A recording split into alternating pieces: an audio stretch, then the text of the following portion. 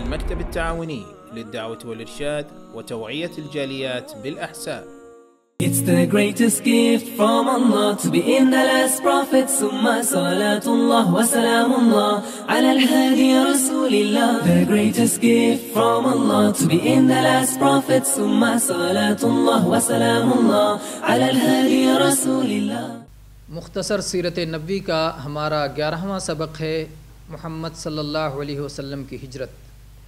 جب آپ صلی اللہ علیہ وسلم نے جھوٹے معبودوں کا انکار کرنے اور صرف ایک اللہ کی عبادت اختیار کرنے کی دعوت شروع کی تو کفار نے آپ صلی اللہ علیہ وسلم اور آپ کے صحابہ رضی اللہ عنہم کو ستانا شروع کیا۔ کوئی مسلمان ایسا نہ تھا جو کفار کے مظالم سے بچ سکے۔ جب مصیبت حد سے تجاوز کر گئی تو آپ صلی اللہ علیہ وسلم نے مسلمانوں کو حبشہ کی طرف ہجرت کی اجازت دے دی۔ خود رسول اللہ صلی اللہ علیہ وسلم نے مکہ ہی میں قیام فرمایا کہ شاید اہل مکہ مستقبل میں راہ راست پر آ جائیں، مگر کفار نے اب معاہدہ کیا کہ کھانے کی کوئی چیز مسلمانوں اور ان کے خیر اندیش لوگوں کے ہاتھ فروخت نہ کی جائے۔ چنانچہ آپ صلی اللہ علیہ وسلم نے اہل و عیال سمیت ایک پہاڑ کی گھاٹی شیب ابی طالب میں پناہ لی اور اس میں 3 سال تک محصور رہے۔ کوئی ایسی تکلیف نہ تھی جو آپ صلی اللہ علیہ وسلم نے اور آپ کے اہل بیت نے برداشت نہ کی ہو۔ بالآخر محاصرہ ختم ہوا۔ اس وقت آپ صلی اللہ علیہ وسلم کی عمر مبارک 49 برس کی تھی۔ اس واقعہ کے چند ہی ماہ بعد چچا ابو طالب اور پھر بیوی خدیجہ رضی اللہ عنہا کی وفات ہو گئی۔ اب کفار کے حوصلے اور بھی بڑھ گئے۔ آخر آپ صلی اللہ علیہ وسلم طائف تشریف لے گئے اور پیغام حق سنایا، مگر وہ اہل مکہ سے زیادہ سنگ دل ثابت ہوئے۔ آپ صلی اللہ علیہ وسلم دوبارہ مطعم ابن عدی کی حمایت میں مکہ میں داخل ہوئے۔ اس کے بعد معراج ہوئی اور 5 وقت کی صلاتیں فرض ہوئیں۔ طائف سے واپسی کے بعد آپ صلی اللہ علیہ وسلم برابر مکہ میں مقیم رہے۔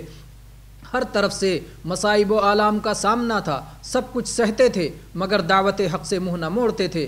بالآخر اللہ تعالیٰ نے مدینہ کے انصار کو مشرف باسلام ہونے کی توفیق عطا فرمائی۔ اس کے بعد صحابہ رضی اللہ عنہم نے ہجرت مدینہ کی، اللہ کے رسول صلی اللہ علیہ وسلم کی اجازت سے مدینہ ہجرت کی اور جوق در جوق خفیہ روانہ ہونے لگے۔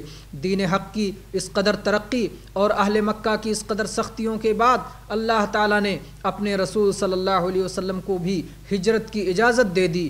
سفر جاری کرنے سے پہلے آپ صلی اللہ علیہ وسلم ابو بکر رضی اللہ عنہ کے ساتھ 3 دن تک غار ثور میں روپوش رہے، پھر ساحل کی راہ سے روانہ ہوئے۔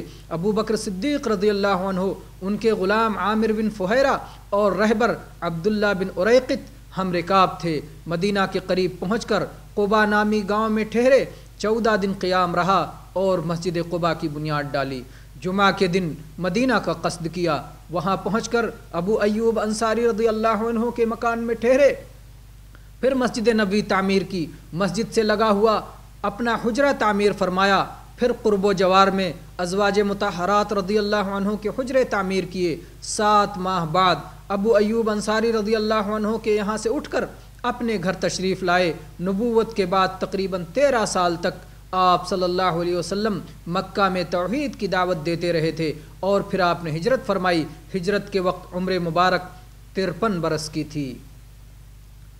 ہمارا اگلا سبق انشاءاللہ محمد صلی اللہ علیہ وسلم کے غزوات۔